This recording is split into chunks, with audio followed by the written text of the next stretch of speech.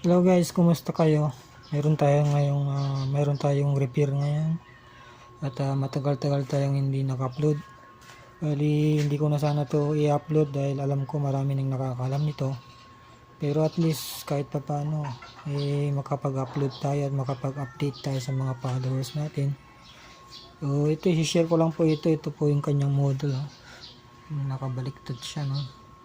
And Samsung A49MU6303G.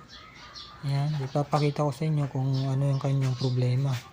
Bali, ang problema nito guys sa may screen, hindi maganda ang kanyang display. Ipapakita natin. So ayan na nga guys,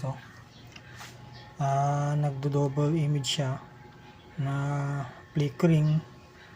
Ayan. Tapos ang sinasabi pa ng may-ari, pag tumagal-tagal po na mamatay na po yun. So yan po ang problema. Yan.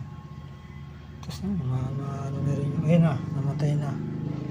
So yun ang sinasabi ng may-ari, pag tumagal namamatay na, tapos magsisindi ulit. Saan na?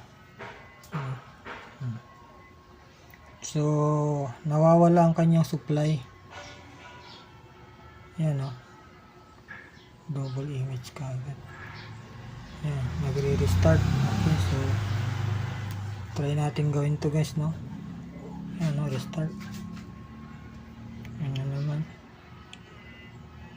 Yan, problema niya. Tapos nawawala. Okay, so try natin gawin to guys. So ito na nga siya guys, no? Bali, ito yung panel na ang tawag dito kapag tinanggal natin yung isang flex cable na to or yung ribbon ay makikita natin yung kalahati ng kanyang screen ay magkaka-display. Pero ito guys, itong klase ng model na to, pag tinanggal mo yung isang flex na yan, wala ka talagang makikita. Kahit alin dyan ang tanggalin mo, wala ka talagang makikita ang display. Okay, so ngayon dahil sa pang ilang beses ko nang ginawa ito, kadalasan ng aking experience ay dito sa baba, itong sa nasa baba.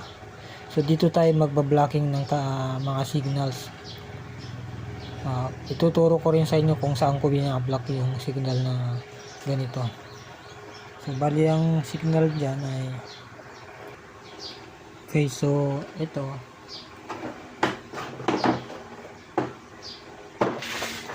bali ang signal po niyan guys, ito na nga ba yung itong part na ito. Yan, yung may mark na yan, dyan po ako nagbablock. So kuha tayo ng pang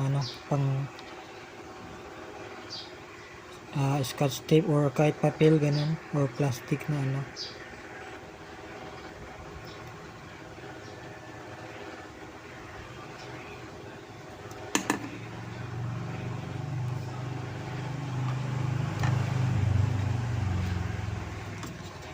tapat lang natin doon sa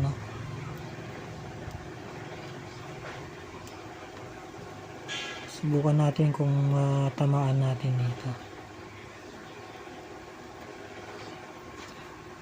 Hindi makita.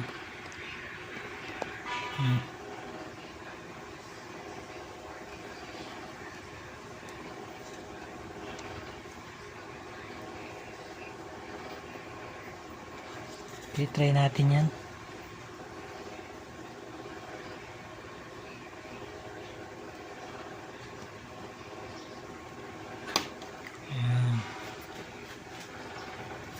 Okay, so testing natin, tanggalin natin yung ano ba to, para walang cut. Huwag natin i-pause.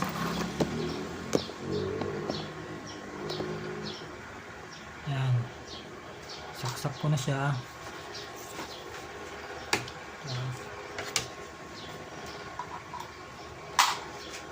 Okay,